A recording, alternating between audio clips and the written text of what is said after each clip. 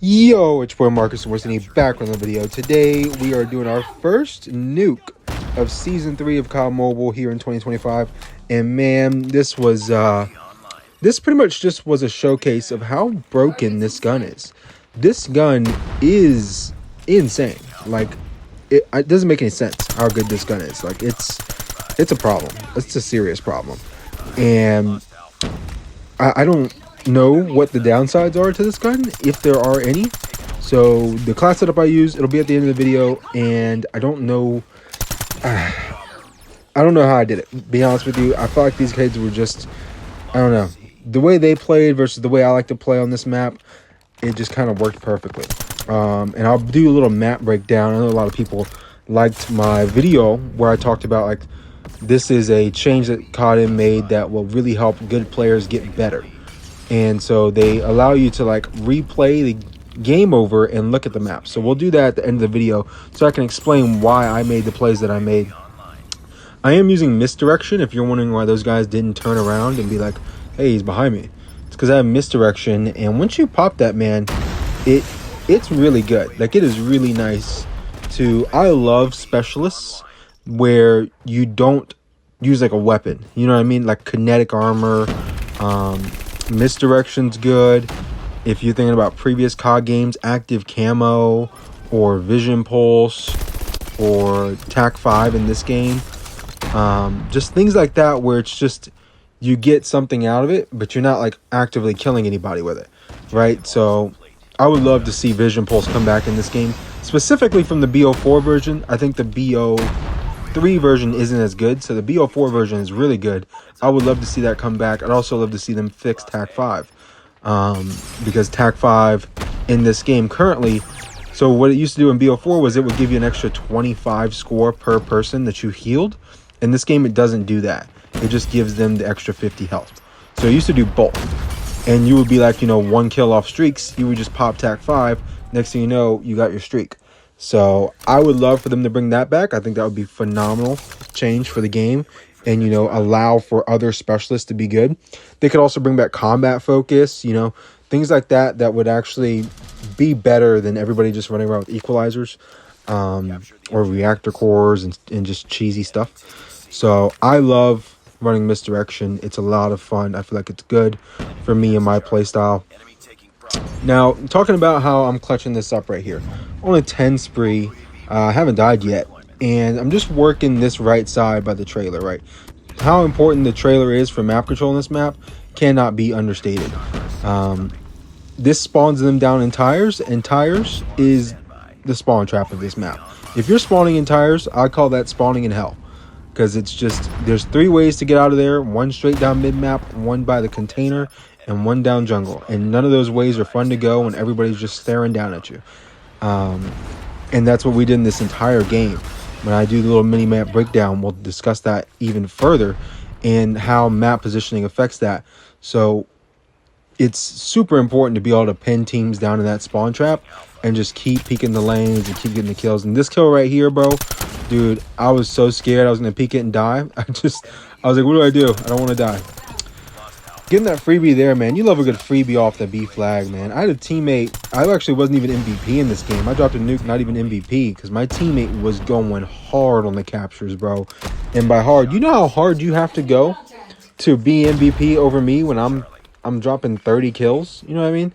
Like, he was going hard on the captures. We'll see it at the end, but right here, see, a little tactical trip mine placement. I just haven't taken that off my class for some reason, so look at that little freebie through the smoke.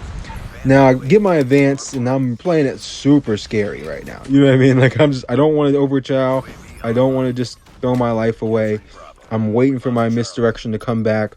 I'm trying to take a gunfight where I can easily win it. And boom, I get 2 freebies right there. And look at that.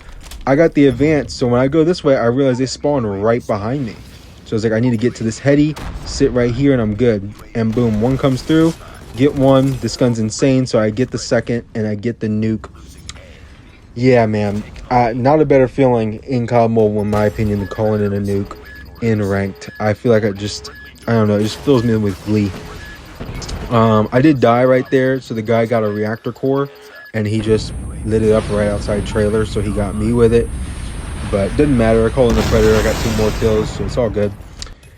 And yeah, that's the nuke right there, man. First nuke of this season. First nuke of, I don't know, it's been a while since I called in a nuke. Probably since February sometime.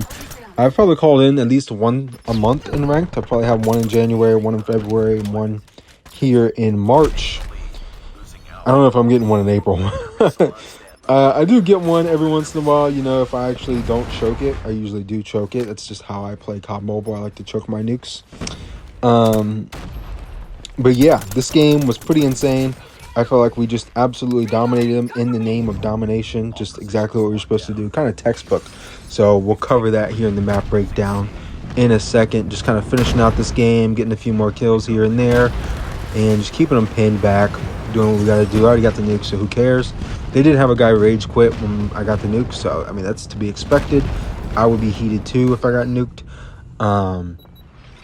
Yeah, that's all for the gameplay right there. We absolutely body bagged him, man. 150 to 64. It wasn't even close. Shout out the MVP, not me, this boy Angelo, with, I believe, 25 captures. And he's got the Lava Remix. That's dope. Good for him. He must have paid for that, because I don't think you could even unlock that yet. Anyway, the 32 kills, 3 deaths, bunch of assists, 31 assists right there. He actually had 47. Wow. But we both had the same amount of impact. I find that hard to believe. But 25 captures from him, 7 from me. Absolutely phenomenal work right there. Now, let's look at this replay and sort of understand, like, this is how everybody should play firing range. Like, this should be how you play it every time, no matter what. I don't care if you're playing with randoms, if you're playing with a group of 5. It doesn't matter. If you're playing firing range domination, which has been in the game since, like, launch, this is how it should play every time. And you're going to want to watch my arrow. I'm red number 2. And red number 2 is working the trailer side down here, right? I'm outlined in white, actually. And the reason you come over here is so that you can spawn them in tires. My teammates are spawning in tires. Now you see the blue arrows down there in tires at the top of your screen. Do you want to spawn them down there? Because as you can see, there's only 3 ways out, right? 1 to C, 1 down mid to B, and 1 to A. A is the jungle area, which is pretty, you know, it's tight-knit. So you can easily pre-aim that and hold that lane. B has the tower and tin right next to it. So that can hold down mid easily. And then C has a very tight alley right here down the container, which is super easy to pre-aim from like back American where I'm at currently, or trailer area, or wherever you want to pre-aim. So it is super easy to hold people down there and just sort of, I mean, just farm people, really. And if you're not doing this strategy where you are yourself, right, just you, playing this trailer side, there's a problem. Because playing trailer on this map is phenomenal. If you're holding trailer, spawning them in tires, it's easy to get the double cap, then work a triple cap, and just absolutely wipe them off the map. That being said, we're kind of hop into the class setup here. I'm running perk greed. I am not running overkill. I just don't see... I like perk greed. Like I said, I'm not big. There's a couple of other things I would like to use. You know, if they bring back primary gunfighter as an wild card, where you get an extra attachment or 2 attachment or extra 3 attachments so that you can have 8 attachments on your gun, that would be interesting. I would probably, you know, give that a shot for a gun like this. But right now, perk greed, running lightweight and agile, I think that's really helpful for me and how I'm playing the game right now, real fast paced, because this gun's absolutely broken. Here's your class setup: monolithic, carbine pro, no stock, OWC laser, and 32 round mags. OWC laser for respawns, because that's what you do it. Take it all for S&D. Thank you guys for watching. Like, comment, subscribe, turn on post notifications if you want to. It's been your boy Marcus Morcini. I'm out. Peace.